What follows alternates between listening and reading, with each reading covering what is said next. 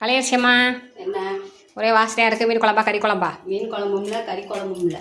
என்ன முட்டையை கலக்கிட்டு இருக்கே? அப்புறம் என்ன குழம்பு? புளிக்குழம்பு. புளிக்குழம்பா? என்ன புளிக்குழம்பு?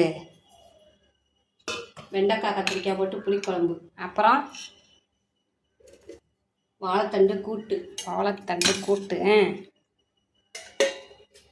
ரசம். ரசம். அப்பளம். அப்பளம். அப்புறம் சுட சுட சாதம். இது ஒன்று தான் டெய்லி வைக்கிறீங்க. இதையாவது மாற்றி வைப்பீங்க. இனிமேல் தான் புளிக்குழம்பு கறி குழம்பு. மோர். தாளிச்ச மோர். இப்போ புளிக்குழம்புக்கு அப்பளம் வச்சுருக்கீங்க, ஆம்லேட் போட போகிறீங்க, வாழைத்தண்டு கூட்டு வச்சுருக்கீங்க. இந்த மீன் குழம்பு கறி குழம்புன்னு சொல்லுவாங்களே, அதெல்லாம் வைக்க தெரியாதா? குழம்பு கறி குழம்புலாம் இல்லை. ஏன் இல்லை? டெய்லி வைக்க மாட்டீங்க? டெய்லி வைக்க மாட்டேன். சரி, முட்டையை ஊற்றுங்க, சாப்பிடுவோம். எல்லாருக்கும் என்ன சொல்கிறீங்க? சாப்பிடுவாங்க.